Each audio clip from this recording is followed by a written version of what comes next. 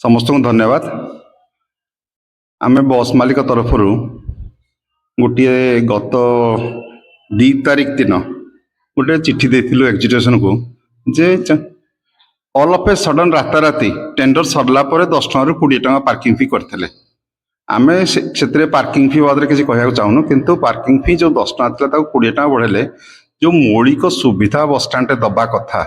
ताकू न देई राताराति 10 टଙ୍କା ରୁ 20 ଟଙ୍କା काहेकि बढ़ेले आमे प्रतिवाद करथिलु। तापरे पुणी देखिलु जे कि गत काली ठारू से मते एग्जीक्यूटिव फोन करना कहले जे आमे ताको 15 टଙ୍କା कर दबो, 20 टଙ୍କା नला 15 टଙ୍କା कर दबो।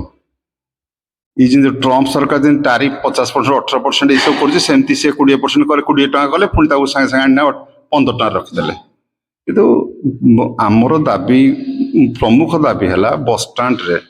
आमको गोटे शौचालय ठीक से दि जाऊ, जो राति बिकाली स्त्री लोक मैंने आसुँच जो मैंने ये करें यूरिनाल यूज करें पानी सुविधा ताकू करतु किसी नक 20 टଙ୍କା आम प्रतिवाद करूँ सरकार को माने म्युनिसिपालिटी एग्जीक्यूटिव दायीपत्र देलु जदि आसंता 18 तारिख भितर यार सुविचार न करते आम 18 तारिख बस स्टाण्ड भर गाड़ी भर्ती करूँ ना, आम बाहर बिना पार्किंग रे गाड़ी जीवु। सी तो किए ताला पकई कौन पकई आम जानू, कितु बस स्टाण्ड पार्क जो ये भितर टर्मिनाल भितर